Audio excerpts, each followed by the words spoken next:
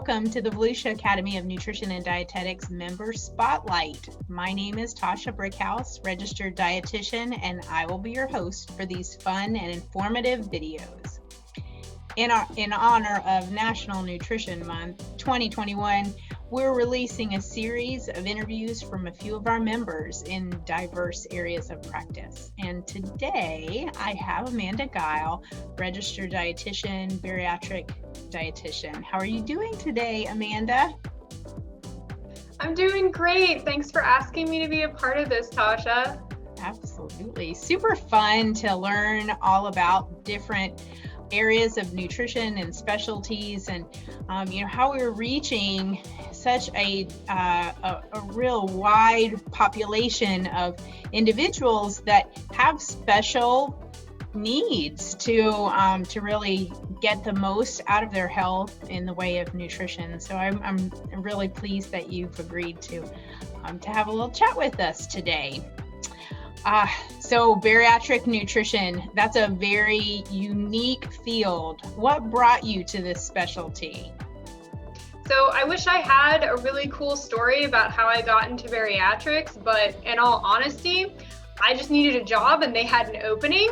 But I will instead tell you why I choose to stay in bariatrics. So bariatrics is what I'm going to call a root cause treatment. A lot of times medical treatment is very piecemeal.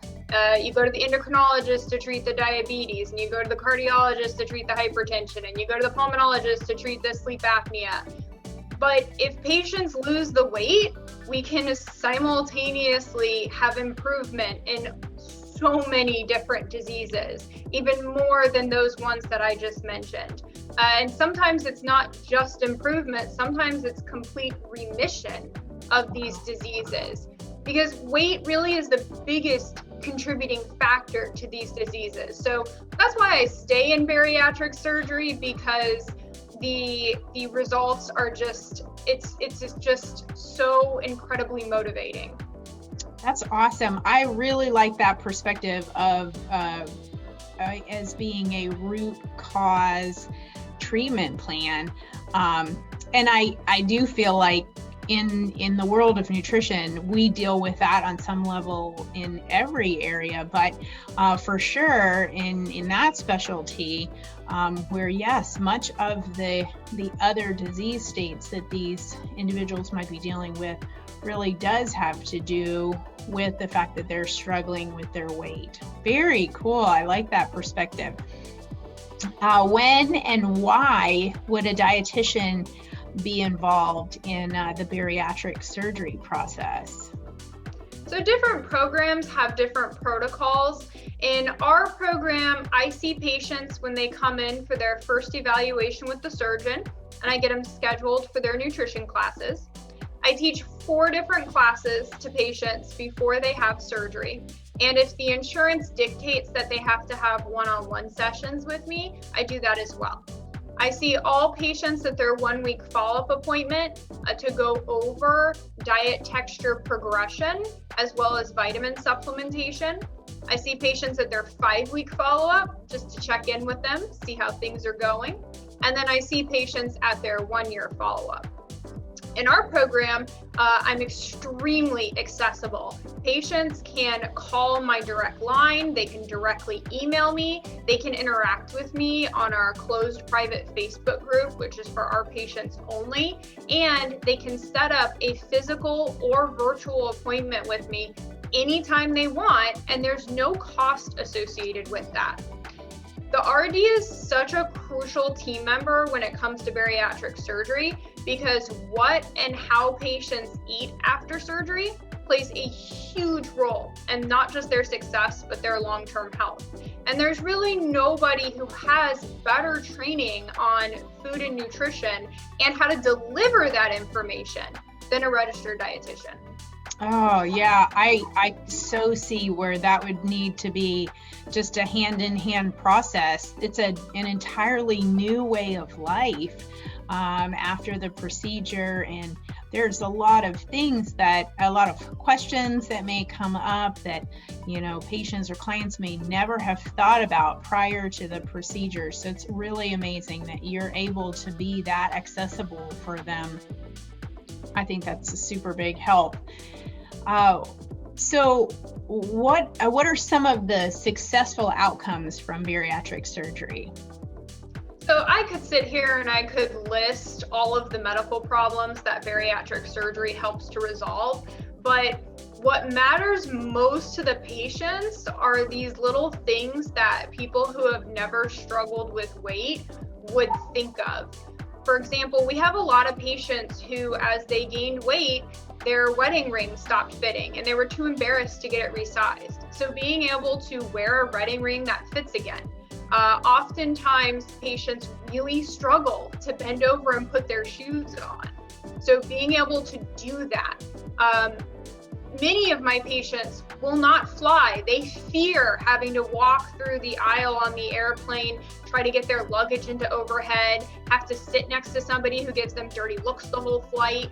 So being able to do that, being that we live very close to Disney, being able to walk around Disney with their kids. They literally cannot keep up with their kids at Disney, and it embarrasses them. They feel like bad parents if they can't go on rides with their kids. Being able to just have better mobility, it's hard to move when you're carrying that much weight. Being able to have better endurance. Patients get out of breath just getting from the parking lot to wherever they're going. Having more confidence, but most importantly, not letting their weight dictate how they live their lives anymore. Wow, that's like giving them back their life. They really have an entirely new script that they get to live by at that point. Wow, that's really amazing. I can imagine also that it takes some time for their brain to catch up with the way that their body changes too. They may have different thoughts about, wow, I know I'm not going to be able to ride on that ride, but then they may surprise themselves, right? Yeah, and that's one of the reasons that we do have a licensed mental health counselor on staff. And that is something too patients will struggle with. Well, I look in the mirror and I still see myself as being obese. And so our licensed mental health counselor is an invaluable part of our team. That's amazing. Really good resources there. What are some of the common misconceptions about bariatric surgery? I would say the biggest misconception is that bariatric surgery is some kind of magic bullet. A lot of our patients, their friends or family or coworkers who are negative will say things like, oh, I guess you're not doing it on your own, or I guess you're taking the easy way out. But the surgery itself will not get patients to their goal weight, and it will not keep them there if they don't make the lifestyle changes. Another huge misconception is that you have to be 600 pounds to have bariatric surgery. And, I think that's from that TV show, My 600-Pound Life. But we do sometimes get 600-pound patients, but they're not the majority of our patients. A patient that has a BMI of 35 with a comorbidity or a BMI of 40 is eligible. And given different heights, in some cases, that's a patient that, might have a weight in the 200s. And then another misconception is the mortality and the complication rate. Back in the 1950s, when we first started doing bariatric surgery, it was an open procedure and it had a lot more complications. And so somebody knows somebody who knows somebody who knows somebody that had a bad experience with bariatric surgery. But this is 2021 and we do things differently. We do these procedures laparoscopically. The complication rates tend to be less than that of a knee or hip replacement, and the mortality rate is 0.2% within 30 days of surgery. Not only that, but you have an expected 7-year increase in life expectancy with bariatric surgery. Wow, that it has changed for sure. So, all of those things that you mentioned, this being a quick and easy fix, it's not really a quick and easy fix because they do have to learn a whole new lifestyle, right? And also, being afraid of the actual procedure itself, it has come so far. Those are really key areas to kind of dispel those previous thoughts. What are some of the traps that clients fall into?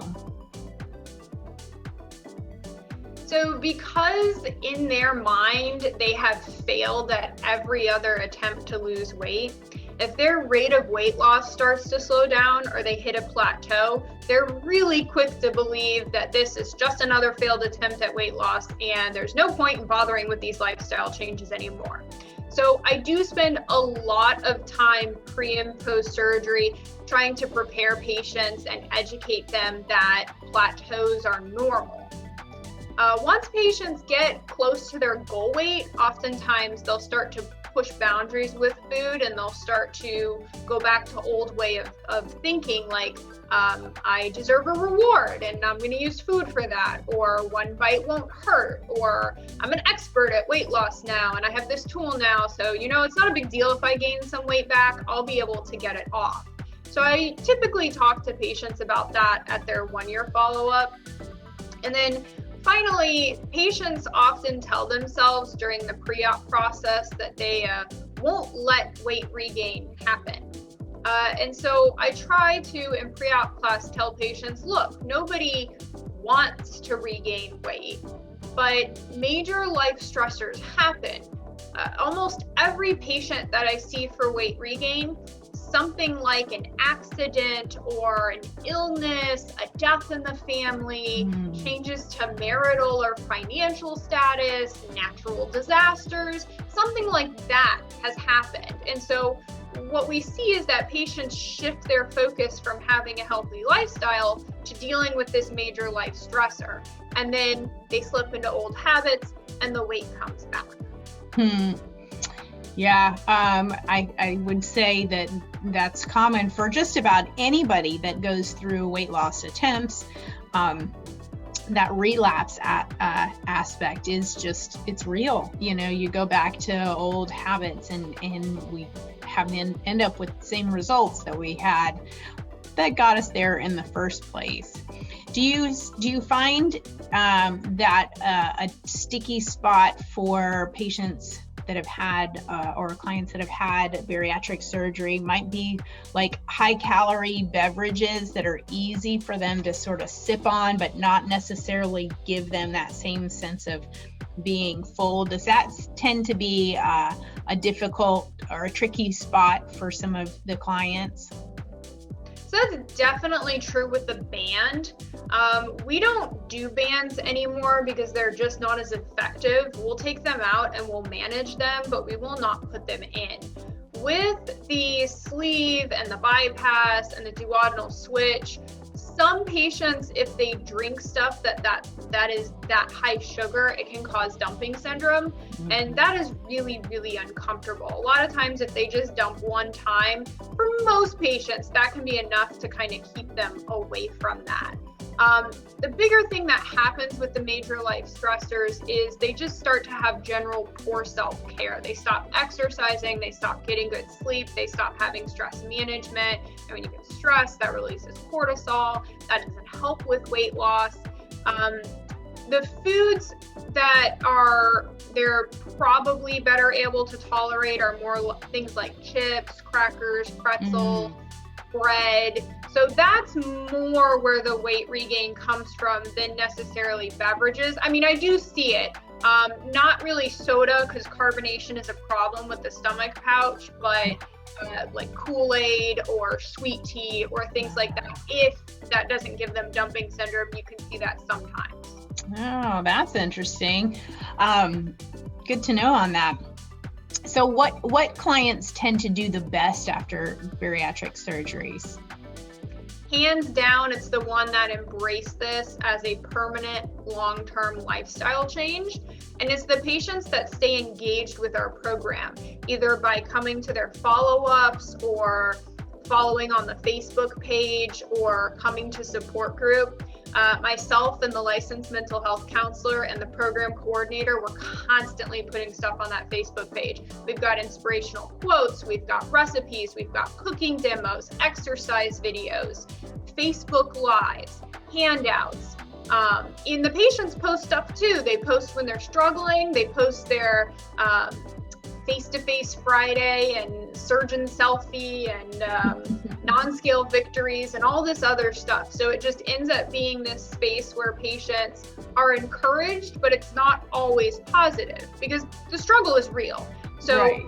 I always really appreciate it when patients post, oh, I'm having a rough time and I regained weight and I'm really discouraged. And 10 patients will post back on that and they'll be like, you got this, you can do this. Yeah. So being engaged in our program is a huge indicator of success. And it's a very different model and a very different concept because we provide lifelong support to the patients and we want them to utilize that. I spend just as much time with post-op patients as I do pre-op patients. We are not that program that does surgery and then says, bye, have a nice life. That's awesome. That's really, really helpful and good to know that support is available. If I have a bariatric surgery, will I ever be able to eat my favorite foods again? Well, it depends on what your favorite foods are, but this is something that the licensed mental health counselor and I have had a lot of discussions about because a lot of times the message in the dietetic curriculum is moderation. Everything's okay in moderation. But unfortunately, I just don't find that with this patient population. So we don't recommend that they try to moderate inappropriate food choices. We find that the majority of our patients really struggle with this concept. They tend to have very black or white, all or nothing thinking, and once a year is okay, then once a month is okay. And if once a month is okay, then once a week is okay. And if once a week is okay, then once a day is okay. And so, especially if patients were emotional eaters and they had used food as a coping mechanism in the past, if they eat those foods that they used as coping mechanisms, that just kind of opens that door open again. So we typically don't recommend that for our patients. And, I'm sure that it may work for some patients. I'm just speaking on my experience and discussions I've had with the licensed mental health counselor and, what patients have told me. Mm-hmm. Yeah, there are definitely items that one might consider to be a trigger food or, just kind of set the ball in motion. And it might be difficult for some individuals to rein that back in. We do want to be able to enjoy, but maybe there's some other alternatives that could be just as fulfilling, just wouldn't create that same kind of a trigger.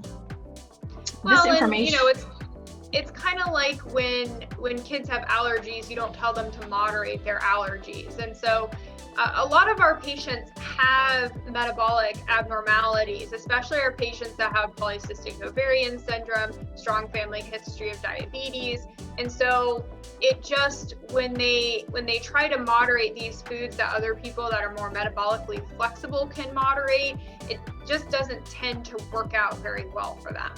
Yeah, well, that makes good sense and very good perspective for someone who might have some confusion around why it's okay for one person but maybe not okay for another, and really to take that as individual nutrition care. And that's what's so important about seeing a registered dietitian during something as specialized as a bariatric procedure. You don't want to take it for granted and just kind of use a one-size-fits-all approach for everything, because it's not.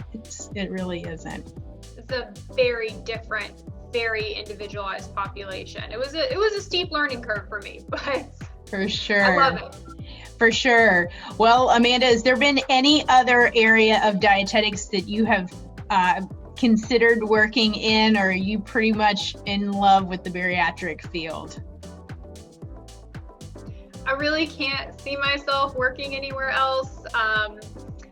Maybe this is a heavy counseling position. I oftentimes book patients for hour-long appointment slots, and you don't typically have that luxury in different fields. And I really like that. I really get to know these patients. I know their names, I know their faces. If I run into them at the store, I know their name and their face, and we'll say hi to each other. So you don't oftentimes get to have that kind of bond with their patients where you're celebrating their victories, but you're also there for them, when they're not doing so well. And so, maybe if it were a counseling position like this, I could, but and it's just such a versatile position too. Where else do you get to teach classes and do counseling and participate in clinic and do Facebook Lives and do cooking demos? So I really love the versatility of it as well. I mean, I really struggled to decide what I wanted to do when I graduated from school because I was just so interested in everything. I really also, because I had been on a research team that had worked with kids that were on enteral nutrition, I was kind of leading towards that. But we decided where we wanted to live, and I just kind of had to find a job where we were. I didn't really have the luxury of moving to find a dream job, so I just kind of took what I could get because it's all very interesting to me. But now that I'm here, I always joke, I'm always like, yeah, if you guys want me to leave, you're gonna have to fire me and get security to take me out, because I really love my job. Well, that's part of what makes you really good at what you're doing, because it really takes a love for both the field and the clients, and to be able to see them do their best. And that's really, that speaks in the way that you convey your passion for this field. I really appreciate the time that you shared with us, Amanda. Is there any last parting words you'd like to leave with us before we wrap up? Yeah, I think something that was really surprising to me is the discrimination that these patients face. I mean, I have heard, it's everyday stuff, but it's also even sometimes them not getting medical treatment because they'll have something and the doctor will say, well, it's because you're fat. So I think there's this huge misconception, when a patient's going through chemotherapy, we feel really bad for them. That's a really tough thing to go through. But when patients are obese, people have this misconception, well, you did that to yourself, and those are just the consequences that you're going to have to deal with. Yeah. And so, these people, they are people, and you need to humanize them, and you need to understand that obesity is multifactorial.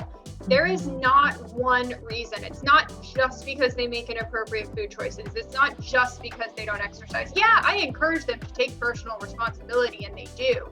But there is a lot of psychological stuff that is going on that people are completely unaware of. And it just kind of speaks to a greater need for people to, in general, be more compassionate and try to put, your feet in their shoes. And so just checking your obesity bias, because the healthcare professionals do it, dietitians do it. It was in a study, it was in a published study. So just check your bias towards people that are struggling with obesity and treat them like you would treat, somebody that has cancer or somebody that has GERD or whatever it is that they have. Treat them the same way. That's really, really good information, good perspective. I so much appreciate that. We want to make sure that people are left in a better state after having interacted with us. So that area of compassion is so very, very important. Well, thank you all for joining us for some time for us to celebrate National Nutrition Month 2021. Hope this information has been helpful to you. And if you have any interest that in the area of bariatric nutrition, please look up Amanda Geil. All right, have a great day, guys. Thanks, Tasha.